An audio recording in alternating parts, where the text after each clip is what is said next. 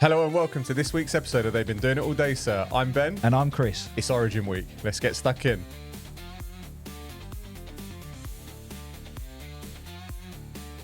How's your week been, mate? It's not been too bad, actually. Chaotic weekend. Very chaotic weekend. We went to Parramatta away on Friday, didn't we? We saw Manly get turned over on Friday, which wasn't the greatest of experiences. We'll touch on that later on when we review the round. But an interesting event happened on Saturday, which made the news, actually, which I was quite surprised with. Happened at the end of your road. Yep, just up the road from me. So me and the boys were out having ice creams on Coleroy Beach. And next thing we know, we see a rescue boat speeding off into the distance. Obviously, kids are excited. I was there like, what is going on? Yeah. Eyesight terrible. Couldn't see into the distance. Couldn't see anything going on. So I was like, let me get my phone out and zoom in. And there was just a boat spinning around in the sea. No one in it. And this rescue boat had gone out, collected the two people who I assume had been tipped over. By a big wave. In the waves. And then went round the corner, around the other side of the Coleroy. There were police, ambulance, fire and rescue. There was everyone there. So, that happened on Saturday. And then, boring chores Sunday with the rain and everything. It highlighted how much of the leaves are in the gutters. So exciting. Got up there and cleaned them out. Felt like I was doing my good deed for the day of clearing the gutters so we don't have a waterfall streaming over the front of the house. But, apart from my Friday night experience, what did you get up to over the weekend? Nothing as exciting as that, my friend. That was what a weekend you had. Pretty chilled out, to be honest. Nothing crazy. Didn't really get up to much. Had very much a quiet one. Yeah. Nothing really to report home. Weeping away at Manly's terrible performance on Friday night. Oh, well, not just Manly's terrible performance. I think our tipping performance as well. Every game that went on, it was just like, couldn't have been further from the truth. But it wasn't only us that were terrible at tips. I think it was a common theme throughout the round. And I saw a stat that highlighted the fact that at this point of the season, the most underdogs have won a higher percentage of games than in any other season, and all 5 underdogs won this weekend. Which is mad to think that the Raiders were the underdogs going into that game. I think it was just solely based on the Warriors' home record for that. Yeah. We'll touch on each of the games in a little bit. The tipping was terrible, but awful. But big game this week, or two big games this week in terms of state of origin. We've got the men's game kicking off tomorrow night, which we'll have a look at in a bit. And then we've got the women's game on Thursday. But seeing as it's Origin week, we thought we'd do something a little different. We are going to do state of origin. Yep. But beers. Yes. So we're going to do New South Wales against Queensland. We put down a few rules. We've selected our teams already, but we're going to treat breweries like teams. Yep. So, for example, Four Pines, brewed in New South Wales, we can select beers from their catalogue to represent each position that we select them for. We're only picking a starting 13. Yeah. We're not going to go onto the bench. I think there could be too much turmoil if we go onto the bench. But we'll go with we'll alternate the positions that we picked. We'll justify why we've picked each beer in that position using a little bit of the description off the website, and maybe a bit of our own experience supping those beers and ales that we've been talking about. Yes, a lot of these we have sampled as well, which I think adds a little bit more of an authentic experience to it. It does, and I think a lot of them are based around the day after experience as well, which is a good one.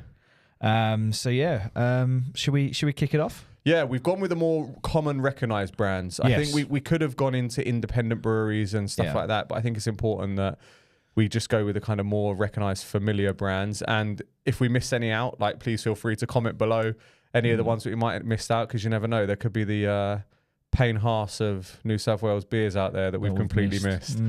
Yeah. So, do you want to kick it? We're going to start with New South Wales. We're going to go from backs to forwards. So you're kicking us off with who have you selected for our fullback from New South Wales? At fullback, I've gone for a Stone and Wood Hazy, 5.2%. And there's a reason for this. And when I was trying to justify this decision, I had to dive into the research quite a bit when it comes to this. It's quite a heavy percentage, something that you'd probably see in the pack. But in saying that, it's a beer that goes everywhere, in the sense of whatever you eat, it pairs with it brilliantly. So if you're on your burgers, your Thai Indian curries, a cheese platter, barbecue, fried chicken, covers the whole range. And that's what you want from your fullback, is you want a beer that covers everything. And yeah, that's why I went with it. Also packs that little bit of a punch, which, you know, when the fullback's running the ball, you want that. And after sampling it as well, it's a delightful little tipple. I like that one. I like that one at fullback. It kicks off nice and strong. Gets the ball from deep as well and runs it back with a bit of power. I'm going to pick one winger for the next pick. I've gone for a bit of a random one, but it's a Tooheys extra dry, but the platinum version. Okay. It's a 6.5%er, but hear me out. So again, a heavy percenter that could be worthy of position in the forwards, but it is a lager. So it's not got that hoppy, fruity kind of dense taste and flavour that you'd expect from a forward. It's clean and crisp, so it's certainly got no place in the forwards. It's not rough and ready. It's not rough around the edges like those forwards. Got a clean finish, and I feel it could bowl anyone over in a corner. I mean, it's 6.5%. It's got the power. I reckon it can contest the high ball as well. You can throw it up against anything, and I think it would hold its own. I did consider it may be in a centre position as well, like reminding me a little bit of a Latrell Mitchell kind of vibe with the percentage and the size that he's got. But to me, I think out of all the beers that we've selected, this could be one of the best wingers in the comp, if I'm honest. That's a heavy start to the back three. We've gone big. That's a big start. So on the other wing, we've got James Squire Stride. Okay, I don't think you could really look at this beer and not put it in a wing position, as the name suggests, striding over the line. It's low carb. So that's the big thing about it. So that's why it shifts it into that back position. Still a decent little percentage at 4.2. So you can't really work away from that. Having sampled this at Squire's Landing, it's a very drinkable. It disappears quickly. What you want from a winger. Think sort of Brian Tahoe or Taruva. That start at that esque of winger, and yeah, it's a solid drink to complete the back three. And you know what? To complement that at one of the centres, it could probably pair alongside actually the Stride. I've gone with the James Squires 150 Lashes. Nice. And I'm going to read its description, and I think it screams out centre all over it. So, when James Squires was caught stealing the ingredients to brew the colony's first beer, he was punished with 150 lashes of a whip. Thankfully for us, James Squire remained undeterred and kept on brewing, so we named our iconic pale ale in honour of his drive and hustle. A few things I like from that is the fact that he's stealing, so loves an interception, loves jumping in, reading the play and being able to jump in and take it all the way to the other end of the field.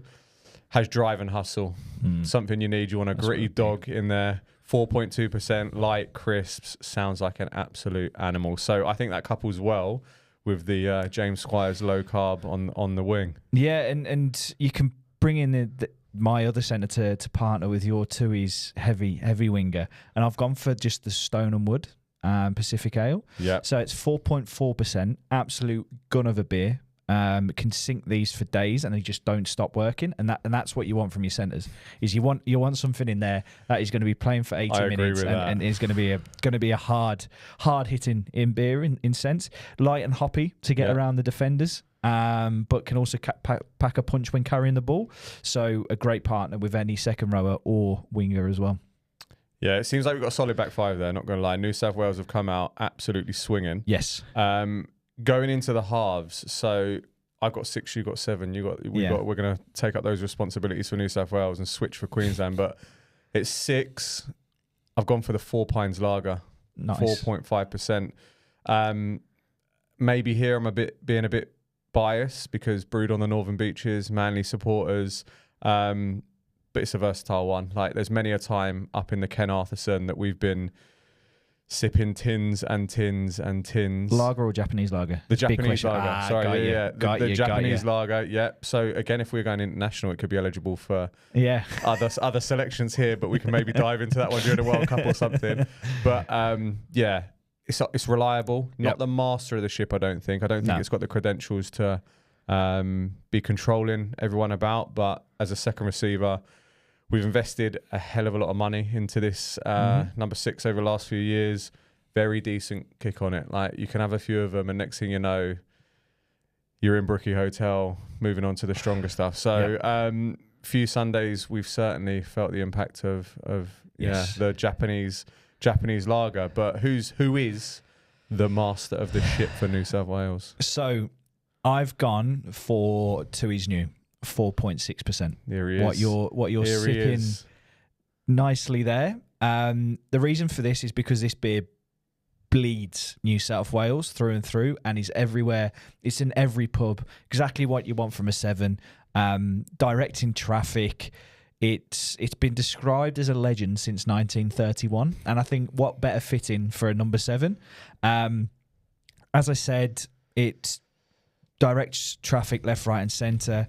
I reckon it would create new players on the go because it's got that. It's been around. It's a wily old dog, just knows what it's doing. Yeah, exactly. It wouldn't leave the ref's ear either. I think this could be going as a captain, maybe selection, maybe a little bit biased as it was my choice. It just looks like a chirpy one as well. Just wouldn't leave the ref's ear, always having conversations. Yeah. And I reckon it would be the first in a fight as well. I reckon if it kicked off against Queensland, that would be the first beer flying in to get in there just because of its roots within New South Wales. You know, solid lineup so far. Just looking through what we've got. We're moving on to the forwards now. Yep.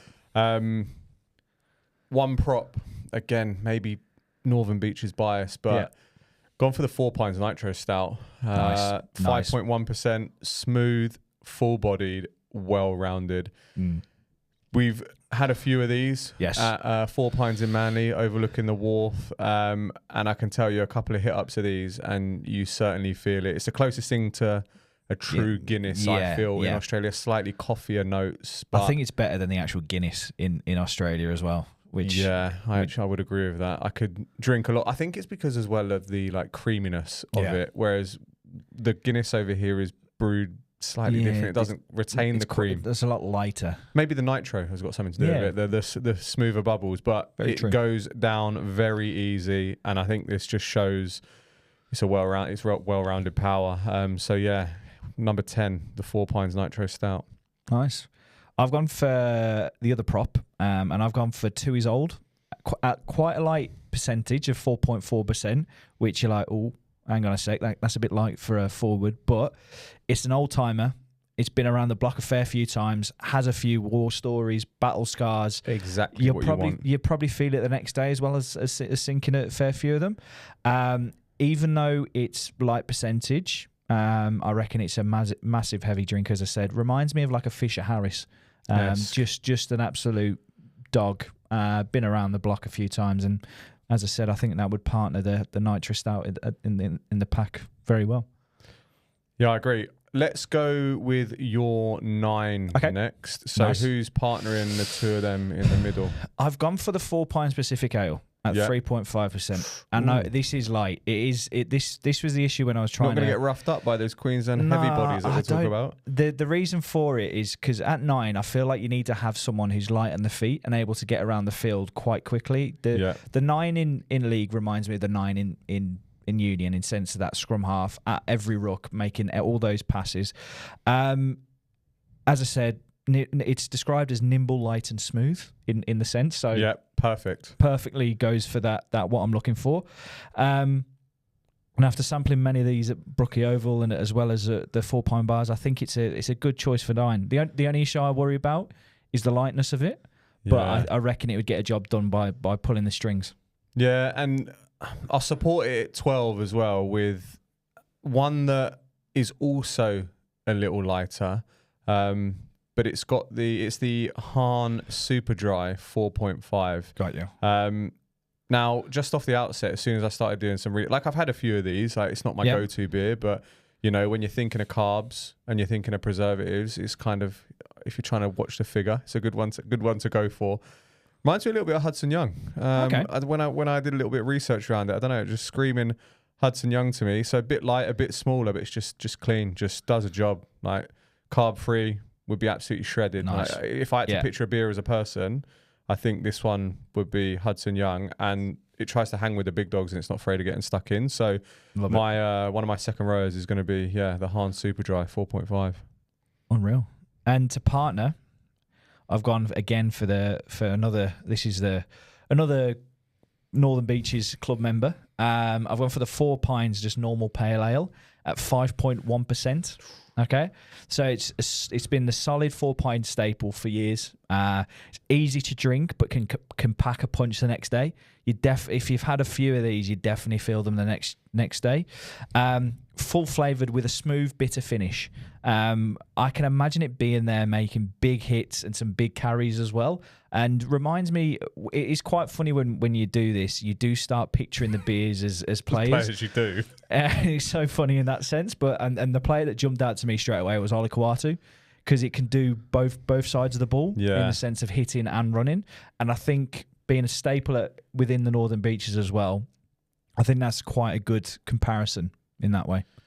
Yeah, and to finish it up, the 13, the connection between the forwards and backs, the powerhouse to kind of bring it in. I've had to dive into the catalogue for this one of the Four Pines Brewery, but I've gone with the Hazy Pale Ale. Yep. I've only ever tried this once, so I'm not too familiar with it, but 6%. Okay. Juicy. It doesn't look good. It looks like one of those fruity ones. It comes out thick, but it does damage. Yeah. Like we'll run it into the line, a few hit ups, you'd know about it. And it's got the ability though to be a bit crafty. Like it'll catch you out, catch you off guard, but it's a real fruity number. So it's got that flair in it as well. On the website, it's described as a mystic haze. So I think there's an air of uncertainty around it as well, and it'll keep the Queenslanders guessing, I think. So yeah, I've finished us off with the Four Pines Hazy Pale Ale at 6%. So that's our New South Wales lineup. A bit light. I think that's the only thing I'd worry about. Is it's not the heaviest. It's not the heaviest, and when we cover some of the Queenslanders in a second, yeah. But I'll tell you what, we'll discuss at the end who we think would win out of this, because I think it's actually a tighter contest than I first thought. But I'll kick us off with the Queenslanders. Starting off at fullback is the 4X itself, the 4X Gold. Screams Queenslander, their sponsor. I think the 4X brewery is not too far away from the Suncorp as well. They describe it as full flavour, versatile, light, speedy. How would you describe it? Shit. There we go. So, do you know, it's interesting as well. Sorry for the taste side of it. It's such a horrible beer. But the interesting thing about this is as well, we don't have the highest opinions of Reece Walsh. And when we talk about picturing players, it reminds me of Reece Walsh. Like it says here, versatile, light, speedy, and gets in and amongst. Like I put it, gets in and amongst it on all occasions. Yep. The only thing that I'd worry is that it would get its head taken off by the Tooheys extra dry platinum on the other side. So kind of like Reece Walsh-esque. Yep. Joseph Suaalii-esque. Yeah. I think it's got the ability there, but certainly can cause trouble if you let it. Like if you don't keep it under wraps, it will certainly cause you trouble. So I've gone for the Australian staple, the Queensland staple, the 4X Gold at fullback. Good start, I suppose.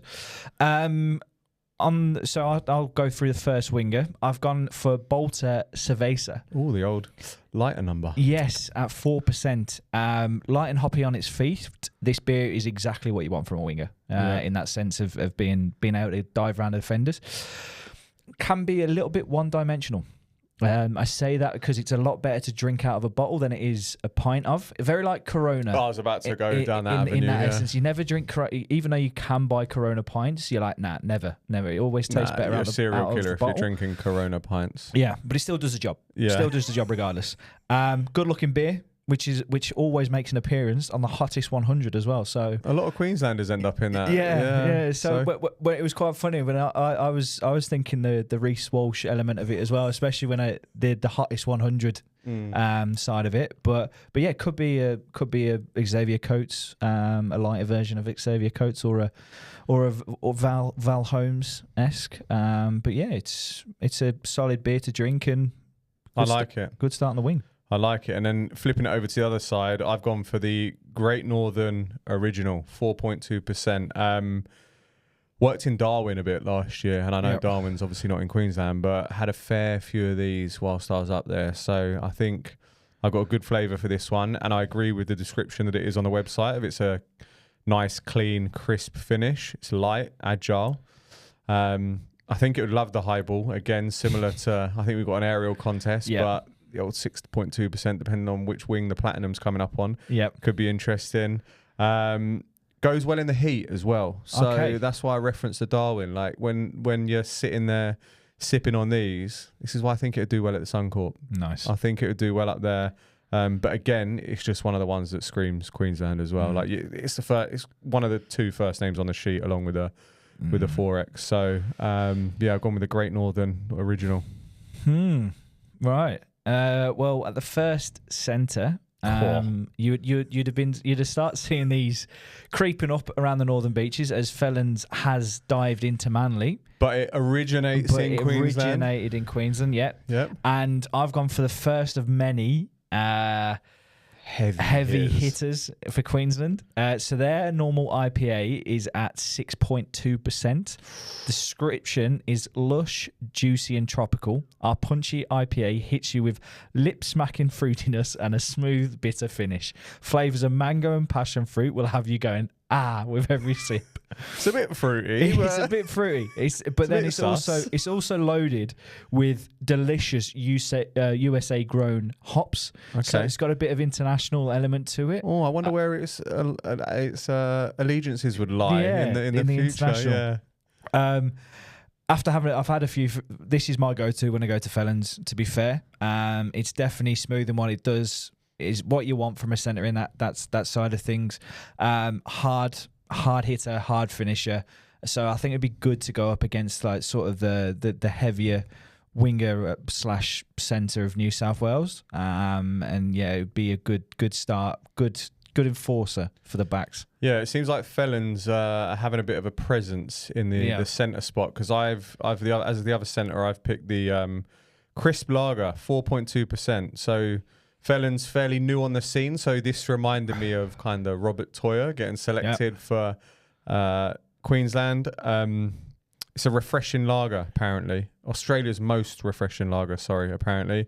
But it's a Pilsner, so slightly different take on the malt that they're using. A little bit different on the palate, so I think it would offer something unique. Might need a bit of versatility coming up against the heavier New South Wales centre, but I reckon it could cause the opposition some trouble. And as I'm reading this, I can just picture Robert Toyer as well. So I've gone with the Felons Crisp Lager at the other centre.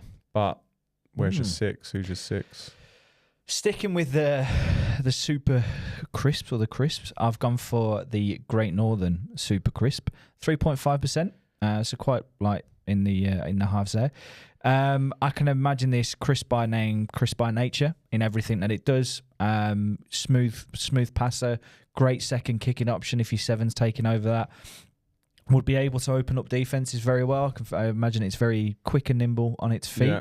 Very much like a Dearden-esque player. Nice light beer, which would just keep churning out the minutes. Yeah, not a bad choice. And then to partner that, I'm going to call it now. I think this might be best on ground. I think the Bolter XPA, we have sampled this very often. And once you get started on these things, you get the confidence and creativity to try anything. Yep. So I feel it would just marshal the troops around. It's easy to drink. Their description punches you right in the taste buds. You sit back, relax, and then bang, it's got you. It almost reminds me of kind of like Cleary's performance against the Broncos in the final. They took their foot off the pedal, and next thing you know, he's won in the grand final. So 5%, and it's actually won the lot. It's won so many awards. It's been top 3 in the Great Australian Beer Spectacular, the Gabs, since 2017. And as I've mentioned, I think it might be the best out there. So it is. Number 7 for Queensland is the Bolter XPA. Where are we going in the forward pack though? So this is the heaviest. This is the heaviest on the field. Back at Felons, fitness would be a question with this. Yeah, I definitely agree with that. It's verging on being a wine. Their Imperial Stout at 9.5%. Heavy prop to partner whoever they are in the pops. Very complex beer that shifts and changes as it warms is what the description was. Which I think was fantastic for a prop. Because props just get better and better as they get into the game. Yep. Perfect for drinking now or cellaring for a couple of years. So you know you've got a few years out of this player. Yeah. When I saw this and when I was going through it, like Junior Paolo jumped out to me straight away, and Fanua Blake. Fanua Blake immediately as I saw this was the first one that popped into my head. It's a drink that you can't be switched off on. Like you've got to be aware whole time you're drinking it. As well as playing against those two, you need to be switched on for the whole game because then bam, it'll knock you out when you least expected it. That is a heavy prop. And then to partner it, I'll go with the Bolter IPA, which is also a heavy percented pale ale. Coming in at 6.8%, which I actually think is heavier than either of the New South Wales props. Yeah. So they've got some big boys up front, and it's dangerous. There was a stage I went through of buying I think it was maybe 6 or 4 cans of this, and you wake up the next morning, and my word, you know you've drunk those 4 cans. But the description again is hilarious. It's clean, hoppy base, offers a relentless yet refined bitterness, complemented by pine nuts and citrus aromatics. Here's cheers to a big refreshers after a hard-won day. Screams just hard worker. Yep. Screams workhorse. Yep. It'll pack a punch in the forwards, solid as a rock. And when I see this one, just gives me big Tino. Just gives me big Tino vibes. Could sneak up on you as well. They'll forearm whilst running, give you a little punch in the mouth whilst you're trying to take them down. So, yeah, I've gone 8. And then I'll carry on with my 9. So, hear me out on this one. Okay. I've gone the Bundaberg Ginger Beer. Right. It's not alcoholic, but it's brewed. So, it is a beer. It is a beer. Why didn't you go for the alcoholic? Nah. Ginger? No. Okay. Because I just feel that it's a Queensland staple. Like everyone knows it, everyone drinks it, everyone loves it. It's a solid all-rounder. Like if you put alcohol in it, I don't know, but can tackle anything. So it mixes well with a lot of stuff. Yeah. Mix it with a rum and it becomes a dark and stormy. And I think that's what's needed at 9. Just dark and stormy. Just can tackle anything. They can target it and it will just be there, create a storm in a teacup, and it will just complement those 2 big boys next to them. So lacking the alcoholic punch, but couple it with something and it will be an absolute powerhouse, and it's got 2 powerhouses next to it. So nice. Yeah, I've gone for that. Nice. Well, first, second rower, this is again heavy in that sense. Like I don't think none of our forwards in this are under 5%, which is crazy. So I've gone for the back with Bolter, the hazy IPA. So described as, if a weather app forecasts the outlook on this beer, it would say slightly cloudy with a downpour of juicy hops.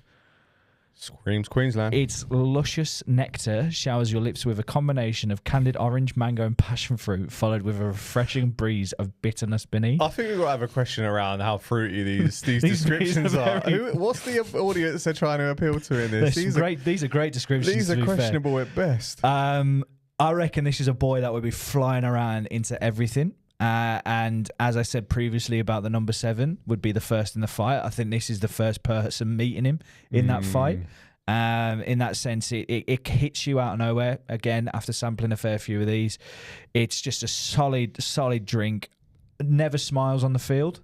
I reckon this is a grumpy older player who will just want to hit everything. As I said, again, a beer you need to keep your eye on because it could blindside you. Yeah, and then to partner that, I've gone Felons Australian Pale Ale at 5%. So a fairly new one on the scene. The Felons Brewery seems to be getting a few players selected. Had a few of these actually up. Story Bridge, the Felons Brewery right next to Story Bridge when I was up there. Versatile. This very versatile. Like you said with what was the one that you said earlier that goes with everything? This kind of joins that. It's got some power in it, but light enough to be nimble and agile, kind of can complement many different things. I think if I pictured this as a player, it'd take a hard carry. but it'd also stop a few people in their tracks as well, kind of. Is that Paddy Carrigan? It could be. Carrigan's a prop, but I suppose he could drop back and play in this. So, yeah, reminds me of that. But who are you going with at 13? Who's the linchpin of this lot? I've got back with Felons. I love the name of this one, actually. Paradise IPA at 6%. As I've said, Queensland is full of some heavy boys, and I think this is just the one to finish it all off. It's only a limited release, so maybe it's its own origin performance, so it may be one and done in that sense. But in saying that, once watching the performances of this beer, they may have to rethink it, and then it may be one that's selected for years to come. So it's one of those on the fence, but a solid beer to finish up the Queensland team. Yeah, and I suppose the biggest question is then, knowing everyone that's out on field, who's taking game one? Ooh. Or who's taking the series? Taking the series? I think this would really depend on weather, because if a pitch is saturated and it has to go to old school up your jumper rugby league, I reckon Queensland run away with it. They've got power in the middle. They've got some heavy boys. Yeah. Whereas if it's warm, pitches like a carpet, I reckon the speed and the agility for the New South Wales backs and a little bit of their pack would see it through. Yeah. So I'm going. It would be. It pains me to say it, but I think it could be a 2-1 to Queensland. Yeah, it's a difficult one because I look at this now and I'm like, do you know what? The New South Wales back five, the pack maybe have a bit of versatility, depends who they target. But to me, having the Bolter XPA controlling things, I think. Yeah, such a good beer. Sends it around. I don't think it'd be an easy victory for the Queenslanders, but I think they get a 2-1 victory in this series.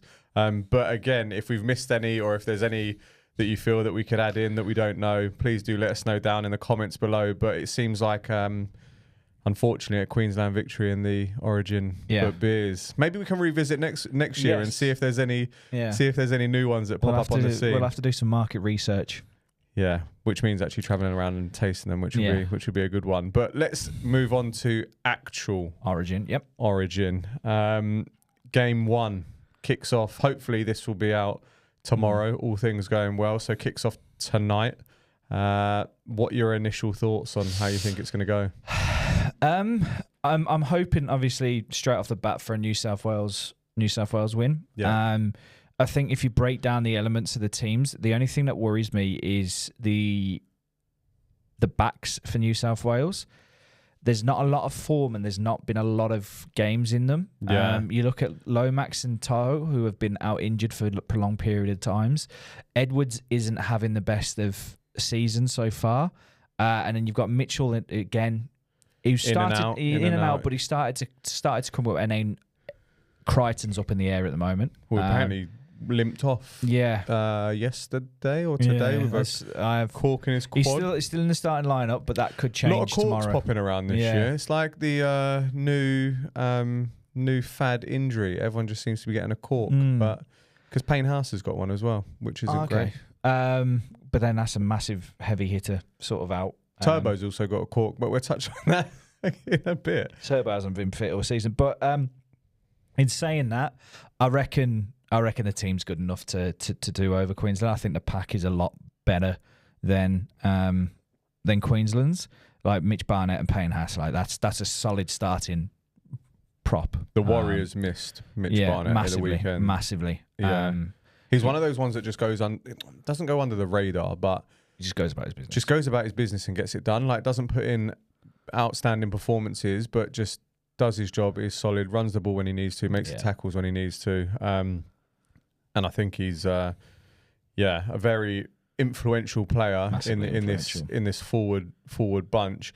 I believe the Queensland underdog story is obviously coming out. Like, what would never write off a Queensland team, or Queensland teams are always underdogs. In this, I do genuinely think they are the weaker side out of the two. But what I believe will spur them on is the fact it's in Queensland. Like, they love it up there. We were mentioning just earlier that we need to get up there. We need to get up there. A Suncorp away day for Origin is definitely on the bucket list to do. We went to Sydney, but the Accord just hasn't got the same presence about it. Like, again, I suppose a question I've just thought of, like, what's your opinion on the atmosphere of Origin compared to rivalries? It's completely different.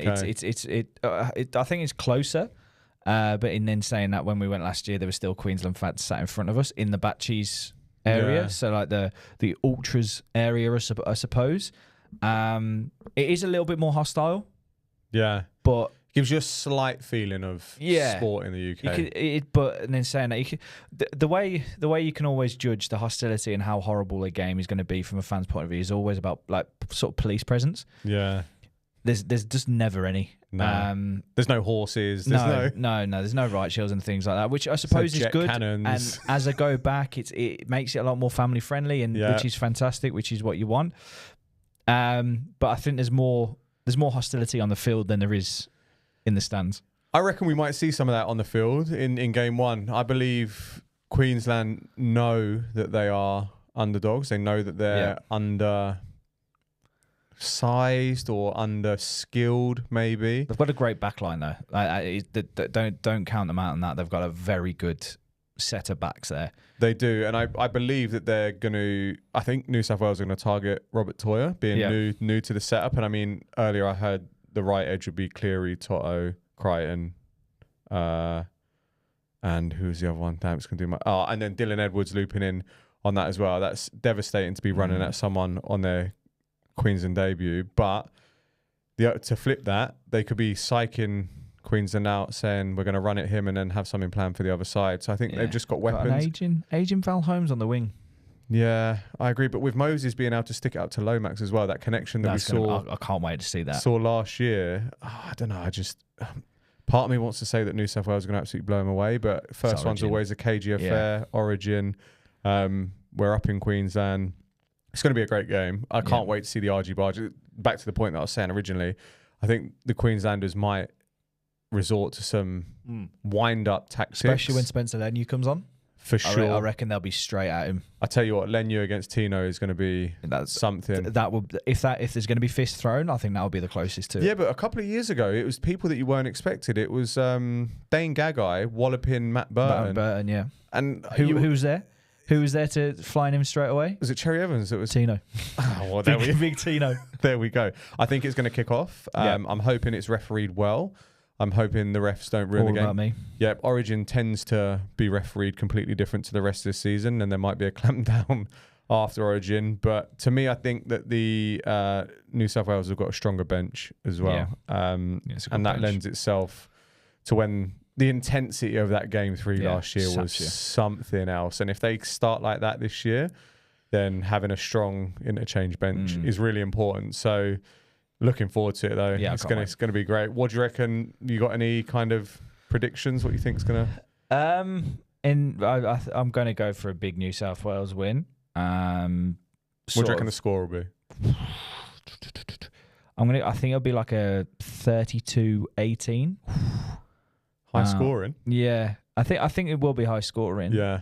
You think of game one last year? I know. New South Wales went down to 1. Went down to 1, went down to 12.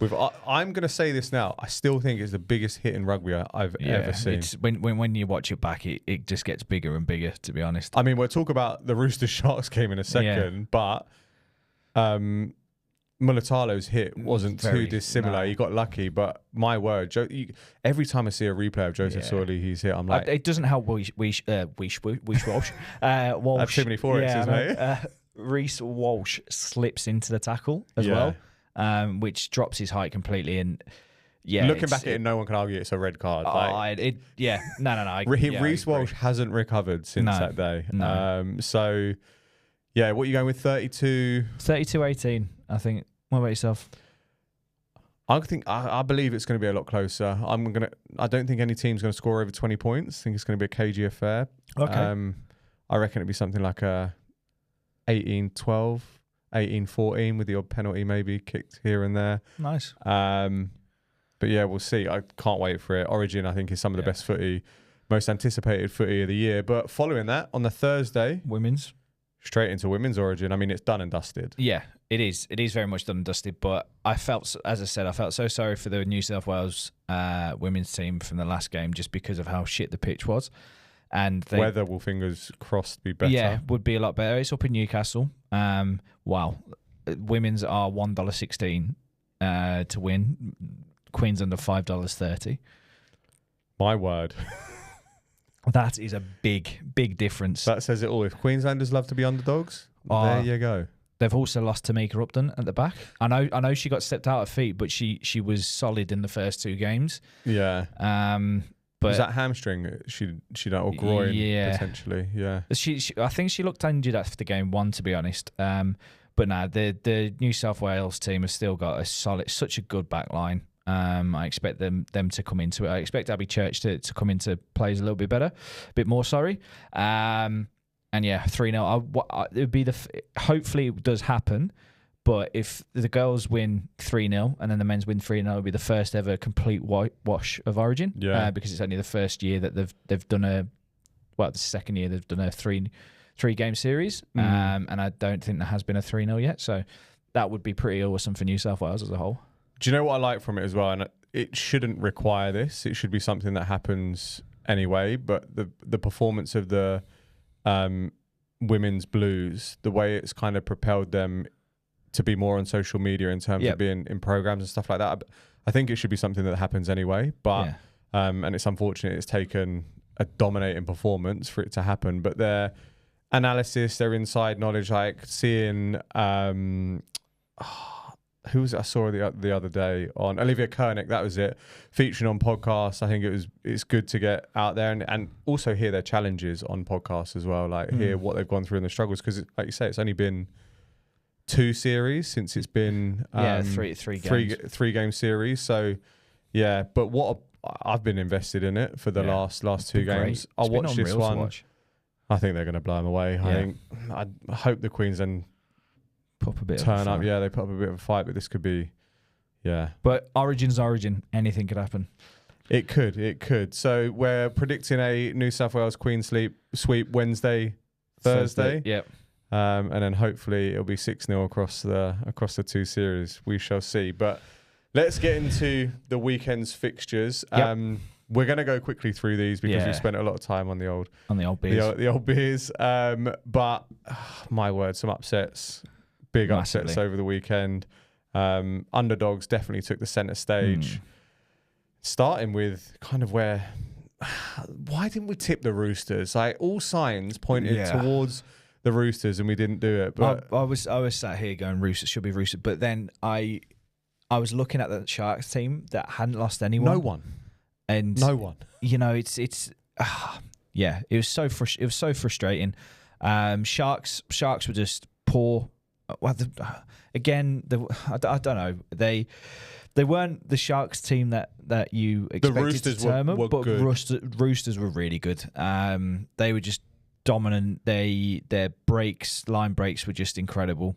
They put in the hard yards. Tedesco was great. Yeah. Nawaqanitawase was great.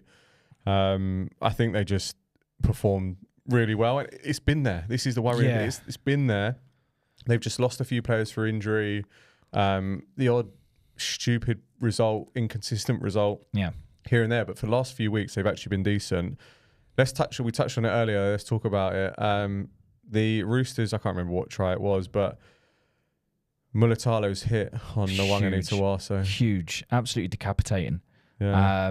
Like you say, I think he was a sort of a centimetre away from it being a red. If Nawaqanitawase wasn't 6'4", he is on the floor out cold like Reece Walsh. Massive, huge hit, and that definitely shifts the game. In that sense. Pardon me, but what I have liked is the reffing of high shots has been a lot better as well recently. And you agree with it as well? Yeah. I think they very much, the refs definitely got together and sort of over penalised and under penalised over, so it then just sort of found the middle ground with it, and it's got so much better. But yeah, you can't have any arguments with that. It was a shocking shot. Yeah, it was. It was part of me thinks it was also a good shot as well. Like, he took him an opportunity. He was getting under his skin. But I think we were saying the same about Joseph Solis, and you watch it back and it's like, wow, it actually was pretty bad. But in terms of the Roosters, you reckon we've now got to start taking them serious? You know, annoyingly, I reflected on this. Last week we were talking about the Sharks turning a corner and starting to become more consistent, and now they get pumped. This is the thing, is like, I don't think there has been any real consistency with teams. Even the teams at the top are losing games. Season. Unbelievably open. It's great to see everyone's beating everyone. So are the Roosters back? If they perform like that every week, yeah, why not? Players they were missing as well, though. But yeah, massive. Newbie mentality, right? Next man up mentality, and the prop that came on and scored within 2 touches of his debut, absolutely incredible. I heard Brandon Smith talk about him earlier, and apparently he's a boxer as well, and he's 33-0 undefeated or something. Jesus, in boxing, so you don't want to get on the wrong side of him. But yeah, Roosters, I think we've got to start taking them serious. Yeah, well, we'll see what they do this week. And that's what you can do is go week by week with it at times. They're playing the Raiders, so that's big test. That's a big test for both teams. Yeah. So it'd be interesting to see where they are after that. Yeah. So talking about the Raiders, we are now at the Raiders Warriors game. Warriors 10, Raiders 16. What were your thoughts on this game? I couldn't really put my finger on it. Would you reckon it was sort of a Raiders out tough the Warriors in that sense, or what are your thoughts? Slightly. I mean, there's talking of high shots. There was one of them that we'll touch on in a minute of Starlin, who shortest man on the field. But I feel this comes down to the Warriors. Even though the Warriors have got incredible players that have in the past proven to be clinical finishers, Tuivasa-Sheck, Watene Zelezniak, they haven't been able to find the finishing touches to moves, to sets, in order to get them over that. And I think we've spoken about this a few times. Their points differential is quite narrow, and it shows they're not allowed to. Well, not allowed. They're allowed to do anything. They can't like blow away into a lead. Yeah. Once they're up, they can't then build on that and build on that and build on that. And that's what happened with this. They were 10-4 up, I think, at one point. And a try then, and you think, they might go away with it, but they didn't. They let the Raiders back into it. Raiders then go and score in the second half. And our man, Jamal Fogarty. Yep. Nice to see him. It's exciting to watch him running with the ball. Yeah, he's not the fastest, but it's short. He's got short stride, but it's good to see. Yeah. One thing he does have is a huge boot, and that's something we've said from the start. Yeah, is how big his boot is, and I think this was lost in the middle a little bit. Losing Mitch Barnett, not having Fisher Harris as well. Both of them out. Like, you look who comes off the bench for the Raiders in Josh Papali'i. Like, he's a big boy. And he will destroy the middles. And Tom Starlins, I was saying before, he doesn't need to leave his feet. Like, he's 4 foot nothing as it is. As well. Like, he could still have put in a massive shot if he'd have just tackled normally. But he jumps off his feet and clears the player's head. Yeah, it was Metcalf, I think he hit. But yeah, it's unnecessary, and it puts him under unnecessary pressure. Yeah. But what happens then is, this is what I'm on about. The Warriors can't take advantage of 12 men, and they should, at that point, have gone ahead, scored a few tries, but they didn't. I think they might have actually conceded. There was only 3 minutes left. Oh, sorry. I'm thinking, wasn't it before as well that someone else got sent to the bin? Yeah, and I think the Raiders scored. Yeah, they did. It was Horsburgh. Yeah, he went down and he was holding down for too long, and they'd been penalised too much, and he got sent off and he walked off. Yeah, Starlin scored. Yeah, so it was in that happened. But I tell you what, I think the Raiders turned up with a point to prove around the Warriors. They were a bit on it, and was it Tamale, I think, that was giving it, or Tarpanay that was kind of after full time. Yeah, giving it to the fans, and it was just a bit like they were giving the 2 fingers, and Horsburgh was giving it as well. So do you know what? Fair play to him. Only one we got right as well. Only tip that we got right. Thank we God. said that the Raiders would go over there. Otherwise, we could have been sitting here in our pants. Yeah, getting that's 0 a punishment. right. Yep. Moving on to the Bulldogs getting absolutely turned over. If anyone saw this coming, this magnitude of defeat, then fair play. Like the weather had a huge impact, but they were both playing in the same weather, and the Bulldogs got absolutely humbled by the Dolphins, 44 points to 8. So How do we think Origin impacted the Bulldogs? Yeah, of course there is. Like, you're losing your captain in Stephen Crichton in that and Max King up front. Like, that's a big couple of misses that they had. But then you still had Kikau as captain. You still had the likes of Josh Curran in there.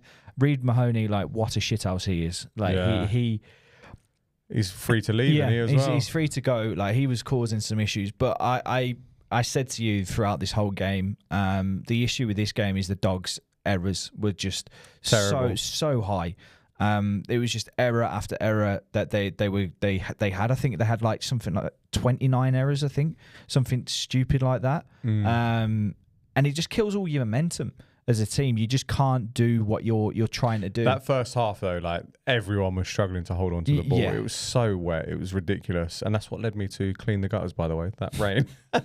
Linking back to earlier. Reid Mahoney. Manly need a 9. Yeah, and that's what I meant. That's what I messaged you the other day was, you reckon it would be a good little thing to bring in? Simpkins all right. Like, Simpkins, but he got hit quite hard. Like, defensively, it's interesting to see what he's like. And then Tavanga switching in and out. I don't know how that experiment goes, but I mean, I'm all for having a shit house on the team as well. I wouldn't say I don't like the guy, but if he's wearing Manly colours, then immediately I like him. Yeah. But how much weight do we give to the Dolphins after this victory? Solid. They were really good, but again, really inconsistent all season. They did this against the Storm. Like, it's not. They show that they're constantly putting up points, though. Yeah, good on them, but they're getting too many in the L column as well. So that's an issue for them. I reckon they got impacted at the start of the season more than given credit for, like with the floods and stuff like that, and the travelling. I think we got to consider them for the 8. Like, really? Yeah, I think they're on a path where Wolf is getting them marching, and you never know. We'll see what happens. But Bulldogs missing stars. We'll see how they go. I'm not sure if they might have a bye in the next Origin period. I'm not too sure. But in fact, they might have Manly in the next Origin period. I can't confirm that. Someone does. But yeah, not great. Talking about sort of Manly and dark horses. Eels 30, Sea Eagles 10. We were there. We witnessed it all. Wish I wasn't. And we left with 10 minutes to go. And we said the same thing as we said last year, never coming back to Parramatta away. We swore as we left the ground last year we wouldn't go back. See you there in 2026. Yeah, absolutely dreadful. What went wrong? One-dimensional, same play out on the left-hand side, was trying to get it out quick to Kola, Hopawate, Turbo looping in. Turbo's not fully fit. We've got no power through the middle. Takiaho was injured. Like, these are all excuses, but this is like recruitment. Yeah. All right, Paseka's out. That's a big loss to have that run and power through the middle, but it seems like we've just got no plan B. Like, we never attacked Addo Carr's side, never even considered going over that side. And just defensively, we're all over the place. So what it looked like from where we were, I'm not an expert of the game, but it looked like they were targeting Corey Waddell, who last week had a great game against, was it the Cowboys? Yeah. The Cowboys up in Queensland. Like, he was fairly good last week. Got targeted this week. Like, DCE missing. Jake Arthur, does he not have the authority to be marshalling people around and pushing people to where they need to go? But Tavanga missed a few tackles, Waddell, and they were breaking through, and it was that back-to-back tries when we scored to go up. They scored, and they score immediately after on the set of 6. And I think it just, it's worrying. It is worrying.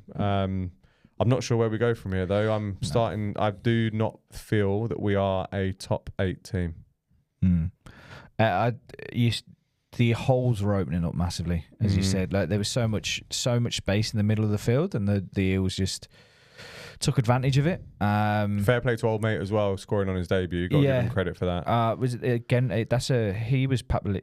Papali, yeah, I think so. His came family was early, sitting like below us. And they went absolutely mental. But yeah, he had a good game out on there again. Yeah. But we attacked his, even though he came on, I think as a concussion. 3 minutes. It was very early. We were attacking that and getting a bit of success down there, but that's all we did. Nothing, and we've said it so many times that there is no plan B to anything. Yeah, like all of the hit ups were from forwards that were gaining 2-3 meters, every attack, there was just no attack at times, no kick chase. It was dreadful. Such a poor performance. Waste of a Friday evening. Yeah, and what was even worse is we had to pay a silly amount for parking. Drove the wrong way down a tram track, which luckily we found ourselves in a car. Went the right way, but it was a bit nervy. I didn't know whether a tram was going to be coming our way, but yeah, we managed to survive that one. But yeah, let's look at the last game. I mean, you retrospectively look at this and it's not an upset considering the amount of Panthers players missing, but it is an upset because the Knights are absolutely woeful. Yep. So Panthers 6, Knights 25. Knights were too strong. Yeah, they were. At least I think that was a Panthers team that just didn't know what they would do. Their defensive issues got highlighted in this. They were all over the place. No real spark in attack. It was just like watching Manly. No depth on the bench. No depth off the bench. And then Knights took advantage, and I texted my mate who's a Knights fan, and he was like, I didn't realise we had that in us.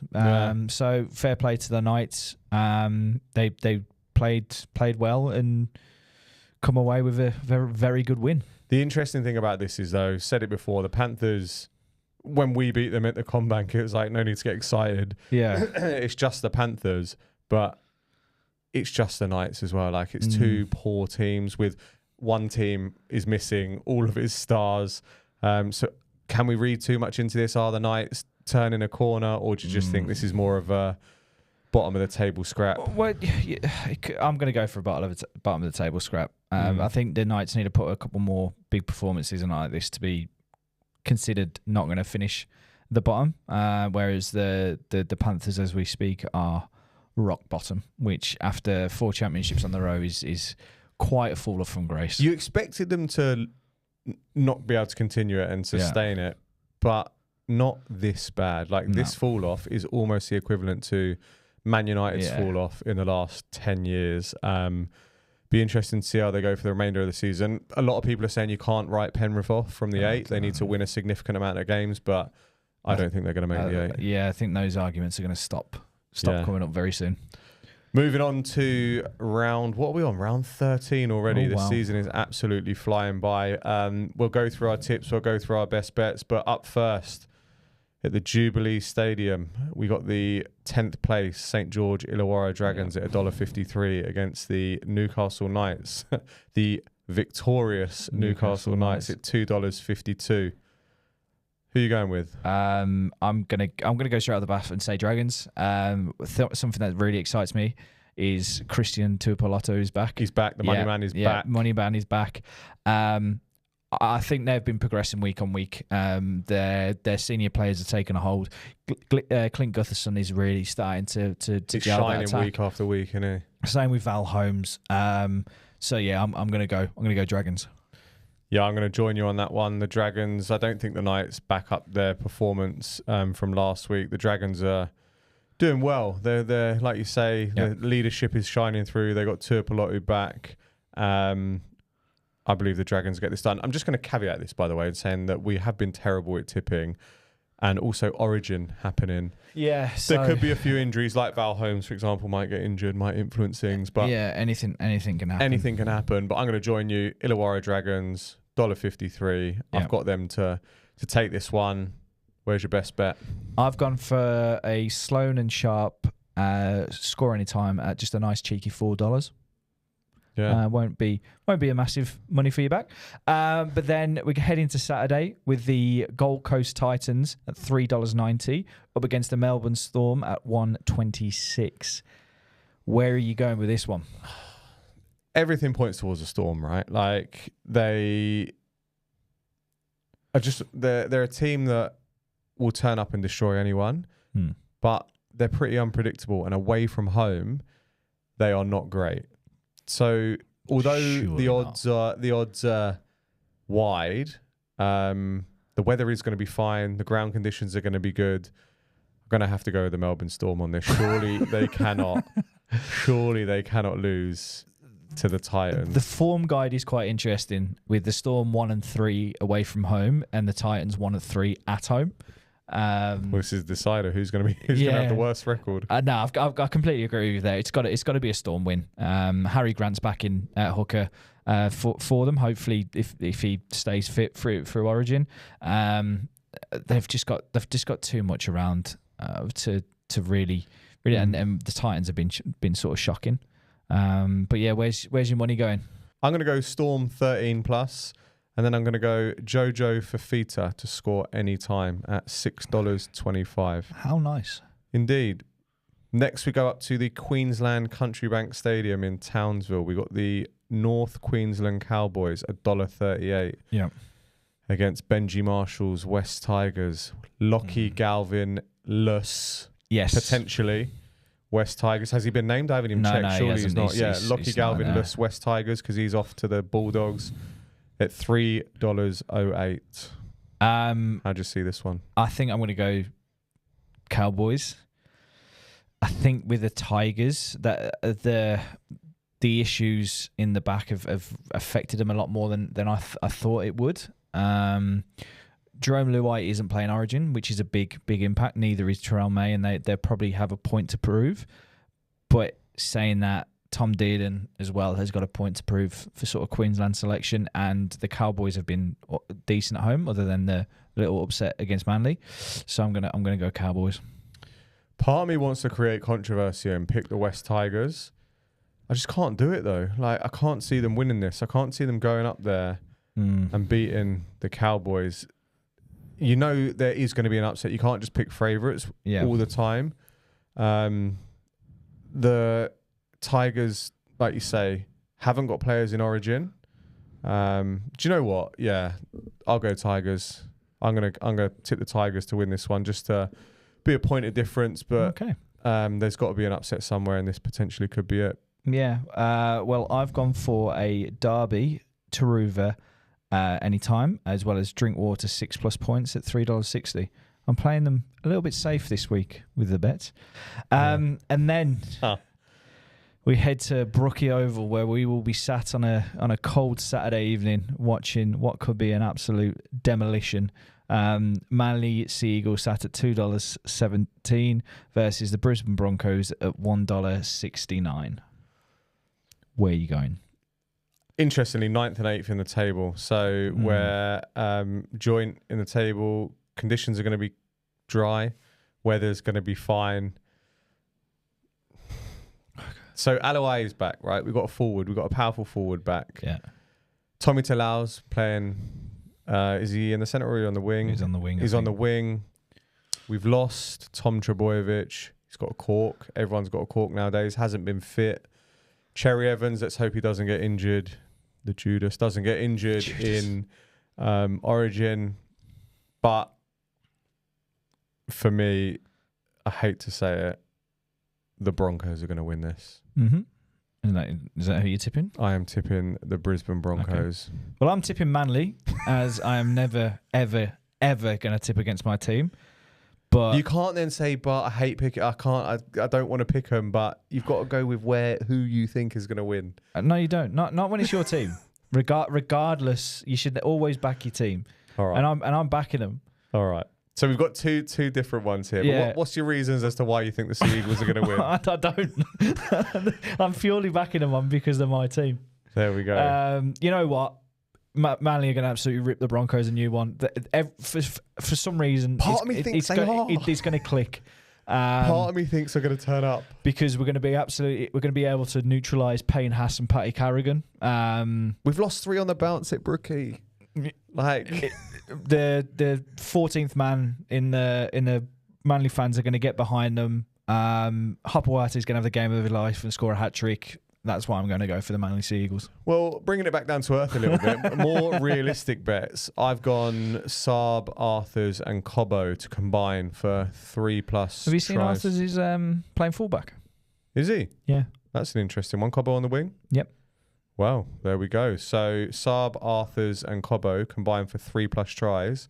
$3.20. So we'll be watching that one roll in on the Saturday night. But then we go to the Accor Stadium. Joe, I'm actually going, annoyingly, out to the Kudos Bank Arena on Sunday to watch Monster Trucks, and it is an hour before this game kicks off. I'm parked in P1. It's going to be a nightmare, hopefully. Hopefully the timing aligns that I arrive before and leave after. But anyway, out to the Accor we go. Enough about my sob story of my parking troubles. We got the South Sydney Rabbitohs, $2.04 against the New Zealand Warriors at $1.81. This one's going to be interesting, but who you got? Oh, okay. Fisher, Harris and Barnett are back. Pending origin. Pending origin for Barnett. I was leaning towards the Rabbitohs, I'm not going to lie. But seeing that, and I think the Wars last won away as well. I'm gonna go for the Wars. I'm gonna back the Wars. It's difficult, this one. I think after the Warriors not being able to score, not being able to finish, they'll want to improve on that. The Rabbitohs have been improving week on week. Like Wayne Bennett's starting to kind of get his teeth into this team, and they're starting to believe in themselves a bit more as well. Let's hope Latrell Mitchell doesn't get injured. My Wars fans ain't gonna like me saying this, but I'm gonna tip the Rabbitohs. I reckon they cause somewhat of an upset, and they beat the Warriors. But who are you putting cash on? So I've gone for Johnson anytime, Tavasa, Sheck anytime, and then the Warriors to be in the 11 to 20 points band. So going off the premise of that, so I'm hoping for a low scoring game, and that gives you $10.50. Nice. So, and then going into the next game, the Penrith Panthers at $1.64 versus the Parramatta Eels $2.26. This is at the CommBank, and I think that is it a home game for both of them? It is a home game. It's a home game for the Panthers officially. Where are you going? All depends how Origin goes, right? I believe that with the Panthers having a lot of rep players in Origin, all depends if they come back healthy. For example, Dylan Edwards, we know he's had a few injuries this year. Liam Martin always puts his body on the line in Origin. Are they going to back up? Are they going to back up a few days after the game? They got Scotty Sorensen coming back he was banned. I think he had a ban. This is a lot tighter than. Yeah. I think it's a tough one to call. If I know it's a easy thing, like easy bailout, but if the Panthers are fully fit and they're not impacted by Origin, Panthers get this done. Depending on who they're losing, then it might be Eels. But I'm gonna say the Panthers win this. Okay, so the form guide at the moment is Eels are 2-3 away from home, and the Panthers are 2-4 at home. It's a home game for both of them. Yeah, so I don't think that really comes into it.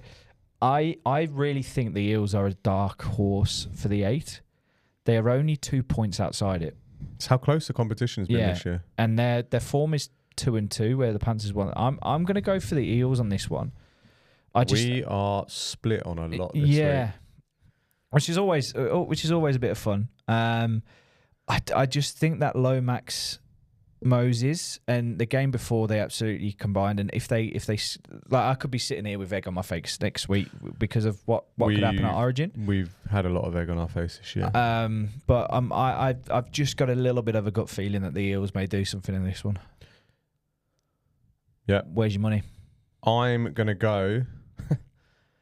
Interestingly, I'm backing the Eels to score 2 tries at least. Okay, that's good. Because I'm going Zach Lomax and Dylan Brown to score any time at $3.90. But the Panthers blow them out of the water. Nice. So last game of the round. This has got potentially game of the round written all over it. The Sydney Roosters at $1.97 up against the Canberra Raiders $1.87. This one is on Sunday night at the Allianz. Yeah. What you got?